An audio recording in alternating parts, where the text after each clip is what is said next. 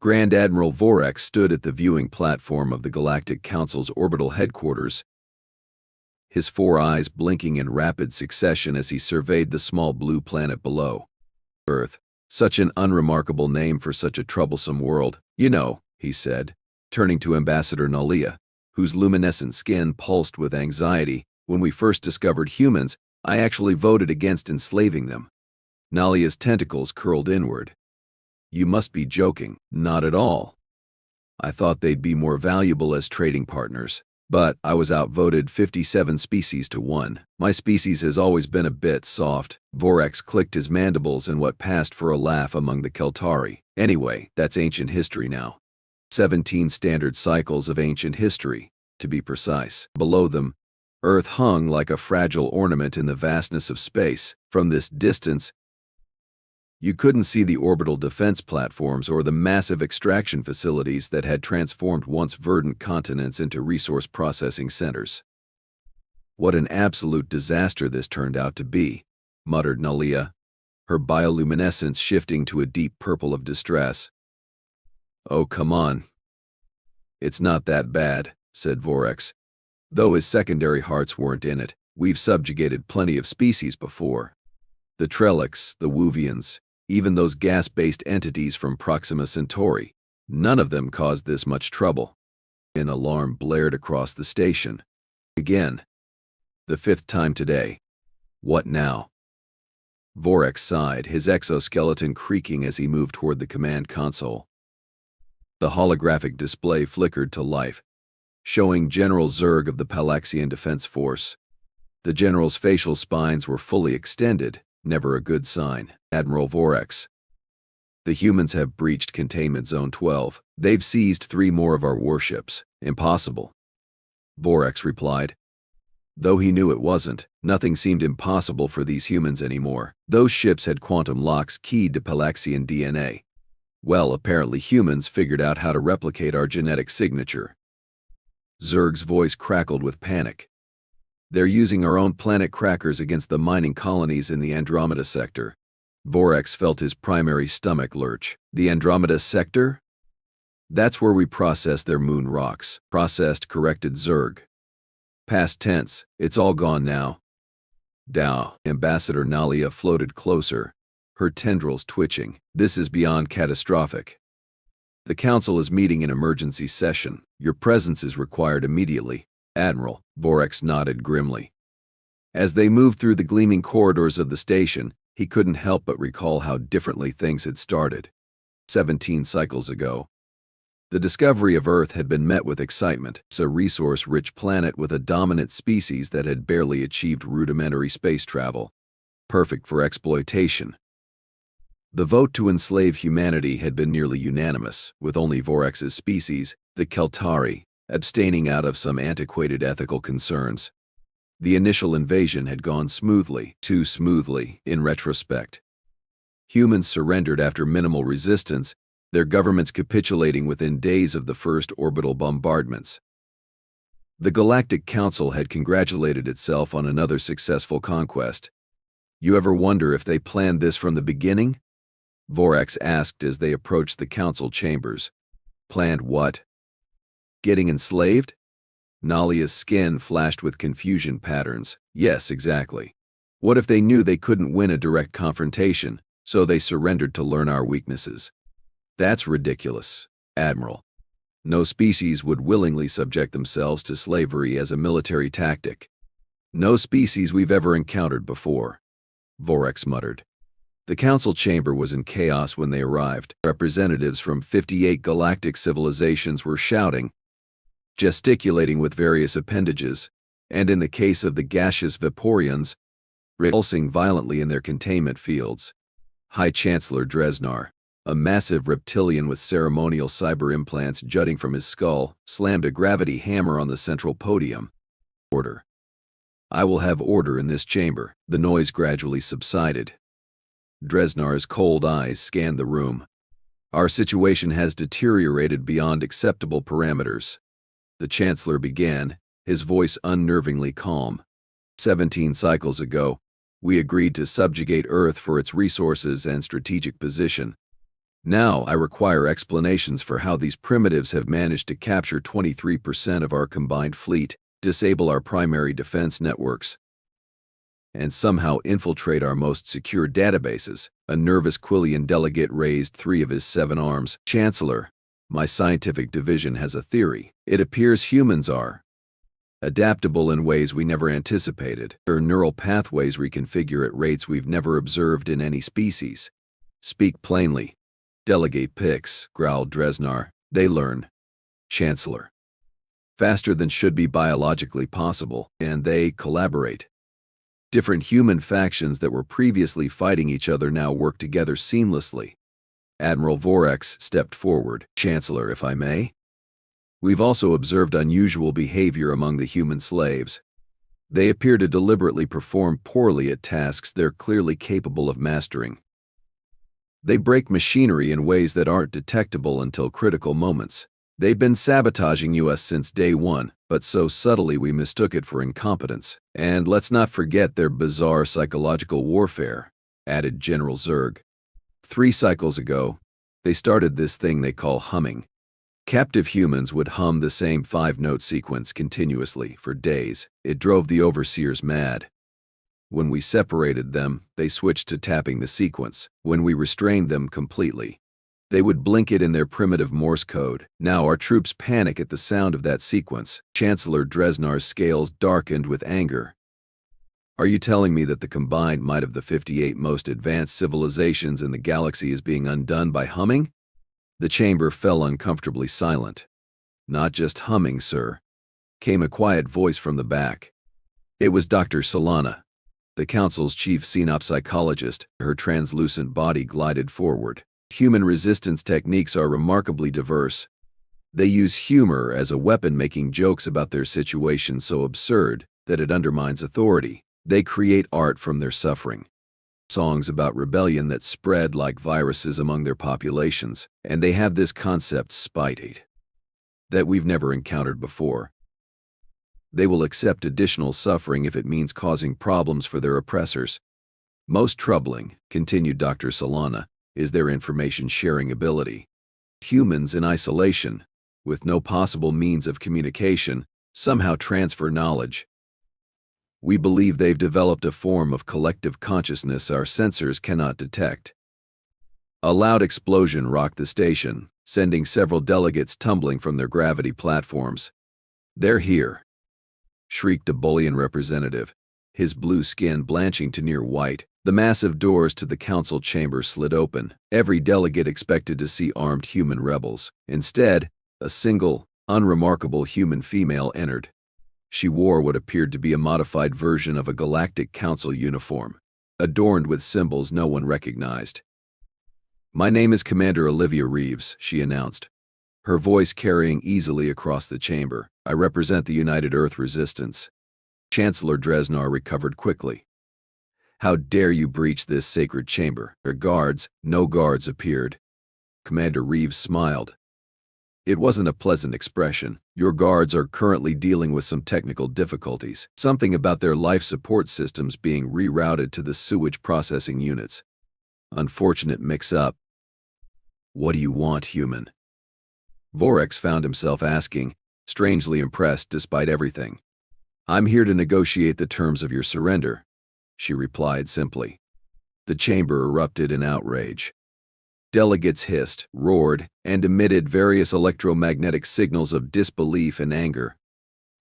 Commander Reeves waited patiently for the noise to subside, then continued. In the past 24 hours, human forces have captured 68 of your key military installations. We control your primary communication networks, your warp gate nexus points, and we've inserted self-replicating code into your central defense AI. She paused, looking around the room. Oh, and we've identified the home worlds of every species represented here. Our newly acquired planet crackers are in position. This is absurd. Chancellor Dresnar slammed his gravity hammer again. You expect us to believe that slaves we've controlled for 17 cycles have suddenly mastered our technology to this degree? Not suddenly, Chancellor. Methodically, patiently. Commander Reeves began walking around the central platform. While you saw mindless drones digging in your mines, we were examining your mineral processing techniques. While you forced our scientists to clean your laboratories, they were memorizing your formulas. While you had our children sorting your data crystals, they were learning your languages and codes. Another explosion, closer this time, shook the chamber. That would be the central power core. Reeves commented casually. We've redirected enough energy to maintain life support and gravity. Don't worry. Admiral Vorex stepped forward, his tactical mind racing. You've made your point impressively, Commander, but why come here? Why not simply destroy this station and the entire council with it? Commander Reeves turned to him, her expression softening slightly. Because unlike you, Admiral, we don't believe in genocide as a first resort or a last resort. For that matter, humanity wants justice, not vengeance. She glanced at the Chancellor. Though we're flexible on that point, depending on your response. Nalia floated closer, her bioluminescence now a cautious shade of amber. What are your terms, human? Complete withdrawal of all your forces from Earth and its colonies. Return of all human captives. Reparations for 17 cycles of exploitation. And Earth's admission to the Galactic Council with the same voting rights as any other member. Preposterous, spat Chancellor Dresnar. You would be the least advanced civilization at the table by millennia. Commander Reeves laughed. It echoed around the chamber, causing several delegates to flinch. Are we, though? We mastered your technologies in 17 cycles, technologies that took your civilizations thousands of years to develop. What does that tell you about our potential, about what we might accomplish in another 17 cycles? She gestured to a holographic display that suddenly appeared above the central platform. It showed human-controlled warships surrounding key strategic locations throughout the galaxy. This isn't a negotiation where you have leverage, Chancellor. This is US showing mercy. Admiral Vorex felt a cold realization wash over him. The vote, he said quietly, then louder. The initial vote to enslave Earth. I was the only one who voted against it. Commander Reeves turned to him, her expression unreadable. Yes, Admiral. We know. Vorex looked around at his fellow council members, seeing the same dawning horror on their alien faces. The humans knew exactly who had voted for their enslavement, and now they had the power to exact revenge. Perhaps, Vorex said carefully, we should consider the commander's terms. As murmurs of reluctant agreement spread through the chamber, Earth's warships moved into position around the galaxy, and the balance of power shifted forever. 3 standard rotations after Commander Reeves' unexpected appearance in the council chamber, Admiral Vorex found himself aboard the human flagship Resilience. The vessel had once been a Galactic Council dreadnought called Inevitable Dominance. The irony wasn't lost on him. Quite the renovation you've done, Vorex remarked, his mandibles clicking nervously as he followed Captain Derek Jackson through corridors that had been redesigned for human ergonomics. I barely recognize it. Captain Jackson, a tall human with dark skin and penetrating eyes, nodded. We kept the quantum engines and shield generators, but gutted most of the rest. Your species designs everything for form over function, too many unnecessary ornamentations. The Palaxians would be devastated to hear that. They consider their warship aesthetics to be their greatest cultural achievement. Vorex attempted humor, desperate to establish some rapport with his escorts. The Palaxians will have plenty of time to reconsider their cultural priorities, replied Jackson, not breaking stride, especially now that they've lost their military fleet and mining colonies. They entered what had once been the ship's ceremonial hall, now converted into a practical war room.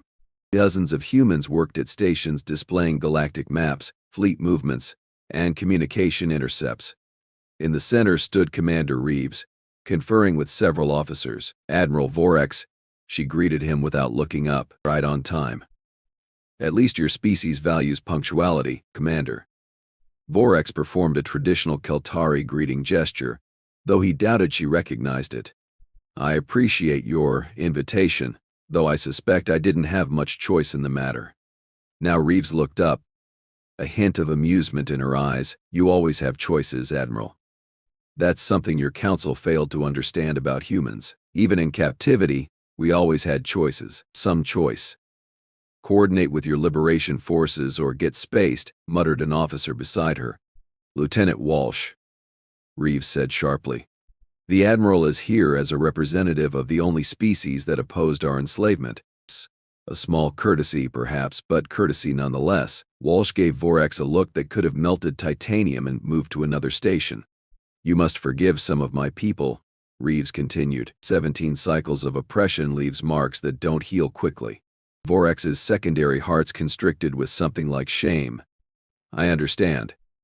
Though I should clarify, my species didn't exactly oppose your enslavement on moral grounds. We simply thought it would be more profitable to trade with you. A harsh laugh came from Captain Jackson, refreshingly honest. At least. Commander Reeves gestured to a holographic display, showing the current disposition of forces across the galaxy. Human-controlled ships now surrounded every major Council world, installation, and resource center. It was staggering. The Council has accepted our initial terms, she said, but implementation will be complicated. That's where you come in, Admiral. Me? I'm just one Keltari. I don't speak for the entire Council, but you understand them.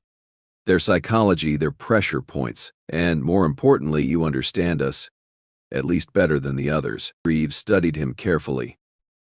During your observation of Earth, you filed 26 reports warning about human adaptability and recommending a more gradual approach to resource extraction. Vorex's antennae twitched in surprise. You've accessed my personal reports? Tikias? Melavia? We've accessed everything, Admiral. Your entire data network belongs to us now. Captain Jackson pulled up a new display showing a human female working in what appeared to be a Keltari archive facility. This is Mira Torres. For 7 cycles, she was forced to catalog your civilization's historical records. She can now recite your entire military history from memory and speak all 17 dialects of your language. That's concerning, Vorex admitted. That's humanity, Reeves corrected. Now, let's discuss your new role. The Council worlds are in panic. 3 have already launched counterattacks, despite our warnings. A lieutenant called out from a monitoring station. Commander, the Draxan fleet is moving toward Tau Ceti. They're ignoring our communications, Reeves sighed. Show me. The display shifted to show a formation of warships bearing the insignia of the Draxan Imperium, one of the most militant Council species. They never learn, muttered Captain Jackson. Activate the neural disruptors, ordered Reeves calmly. Vorex watched in astonishment as the Draxan ships suddenly stopped in formation, then began moving erratically. What did you do to them? He asked, mandibles clicking rapidly in alarm. Remember those inefficient slaves you had maintaining your neural interface networks? Turns out they figured out how to reverse engineer the technology. Reeves turned to him with a cold smile. We're not killing them. Just giving them the galaxy's worst migraine. On the display, the Draxan ships were now completely immobilized. This is precisely why we need you, Admiral. These pointless resistance attempts will only increase casualties. The Council respects you. They'll listen when you explain the futility of fighting back. Vorex considered this. You want me as your ambassador? We want you as the voice of reason, corrected Captain Jackson. Because the alternative is letting people like Lieutenant Walsh decide how to respond to these provocations. And trust me, you don't want that. Across the room, Walsh gave a smile that contained no warmth whatsoever. What exactly would you have me tell them? Vorex asked. Commander Reeves gestured. And a new hologram appeared, a document titled Terran Accords. These are our full terms. Study them. You'll find them far more generous than what your Council offered Earth 17 cycles ago. As Vorex began reading, his compound eyes widened. This is unexpected. The document outlined not just Earth's independence and reparations, but a complete restructuring of the Galactic Council itself. Gone was the hierarchical structure based on technological advancement and military might. In its place, a new system where each species had equal representation and shared access to technological advancements. You're dismantling 10,000 cycles of galactic order, Vorex said quietly. We're correcting 10,000 cycles of galactic injustice, replied Reeves. How many other species has the Council enslaved or exterminated over the millennia? How many worlds stripped of resources and left barren? Before Vorex could answer, alarms blared across the command center. Multiple quantum signatures detected. Called out a sensor officer. Something's coming through from hyperspace. Impossible, said Captain Jackson, rushing to the console. We've locked down all the jump gates. The main display flickered, showing a section of space near Jupiter. A massive portal was forming, unlike any Vorex had seen before. That's not Council technology, he said, antennae quivering. That's something else entirely. The portal stabilized, and through it emerged a single ship of elegant, organic design. It pulsed with energy patterns that defied conventional analysis. We're being hailed, reported the communications officer, sounding bewildered. They're broadcasting on all frequencies, in all known languages simultaneously. Commander Reeves exchanged glances with her officers, then nodded. Put it through. A figure appeared on the main screen, humanoid but clearly not human. Its skin shimmered with what looked like liquid silver, and its eyes contained swirling galaxies. Greetings, children of Earth, it said in perfect standard English. I am Observer Thalaxis of the Galactic Precursors. We have been watching with great interest. Stunned silence filled the command center. Precursors? Vorex finally whispered. They're just a myth. Myth. I assure you, Admiral Vorex of the Keltari, we are quite real. The figure smiled. We have observed this sector for many millennia, waiting for a species worthy of contact. Commander Reeves stepped forward. And you choose now to reveal yourselves? After humans have suffered for 17 cycles under Council oppression, precisely because of that suffering, Commander Olivia Reeves, Thalaxis's expression became solemn, and because of how you've responded to it, you now hold the power to eradicate the civilizations that enslaved you. Yet you offer peace instead. Don't be too impressed, growled Lieutenant Walsh from the background. That decision wasn't unanimous. The observer laughed, a sound like wind chimes. Indeed, Lieutenant Morgan Walsh. Your faction advocated for more decisive action, yet you ultimately deferred to the consensus. Walsh startled at the use of his full name. How do you know? We know all of you, interrupted Thalaxis. We've been monitoring Earth since long before the Council discovered it. Humanity has been part of a great experiment. Captain Jackson's expression darkened. Experiment? You allowed our enslavement as an experiment? Not allowed. Observed. Thalaxis spread elegant hands in what seemed like an apologetic gesture. Non-interference is our primary directive. We've watched countless civilizations rise and fall across the galaxy. Most destroy themselves or others when they attain sufficient technology. The rare few who don't, those are the ones we welcome. Welcome to what exactly? Asked Commander Reeves, suspicion evident in her voice. The true galactic community. The observer gestured, and the display changed to show thousands of worlds connected by shimmering pathways. What you know as the Galactic Council is merely a provincial association of relatively young species. Beyond their borders exists a far older and more diverse network of civilizations. Vorex staggered backward, his exoskeleton creaking in shock. This changes everything. The Council believed itself to be the pinnacle of galactic achievement, a common delusion among emerging stellar empires. Thalaxis said with something like fondness, You are all very young. Commander Reeves crossed her arms. So what happens now? You swoop in and rescue humanity from its oppressors? Replace one form of control with another? Quite the contrary, Commander. We offer knowledge, not governance, partnership, not patronage.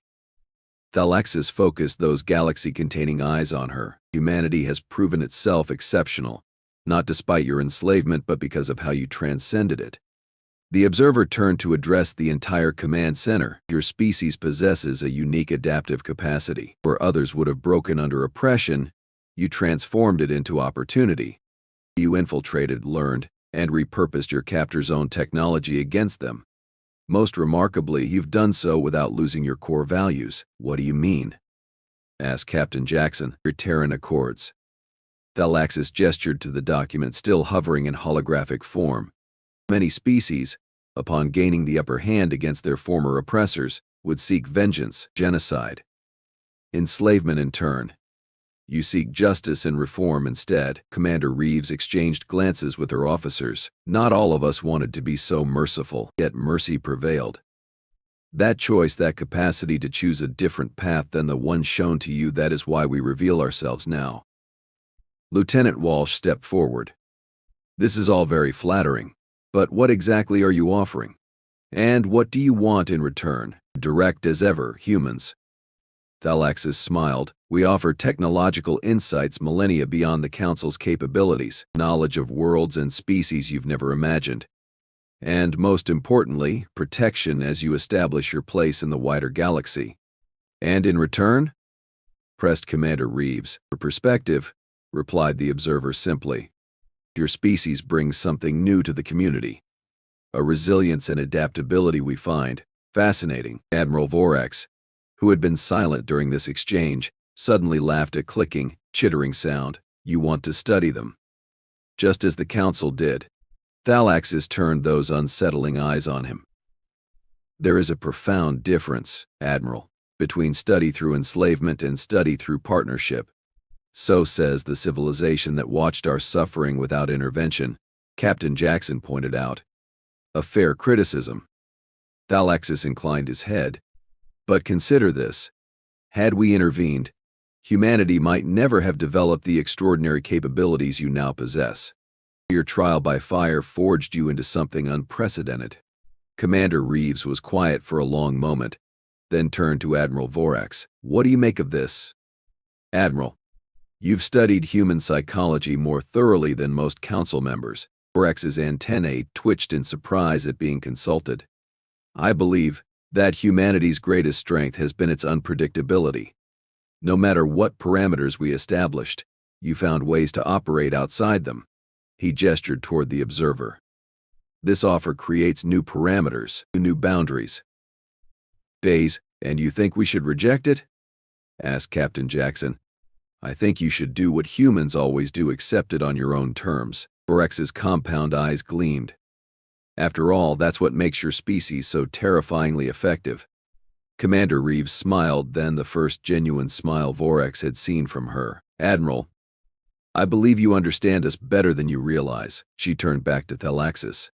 Observer, we appreciate your offer. Earth will consider joining your community after we've settled matters with the Council and established our independence beyond question. And, she continued, we'll need full disclosure about your previous observations of Earth. No more experiments without consent. Thalaxis seemed to shimmer with amusement, as expected. You negotiate before you've even accepted there's something to negotiate. Very well, Commander.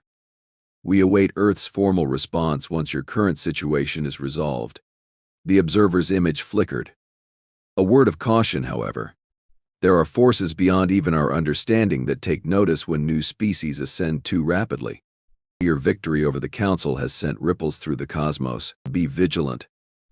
Yet, with that cryptic warning, the transmission ended. Moments later, the massive ship retreated through its portal, which closed behind it. Silence filled the command center until Lieutenant Walsh broke it. Well, that was dramatic. And potentially problematic, added Captain Jackson. If there's a whole galactic community out there watching us, our position just became a lot more complicated. Commander Reeves turned to Admiral Vorex.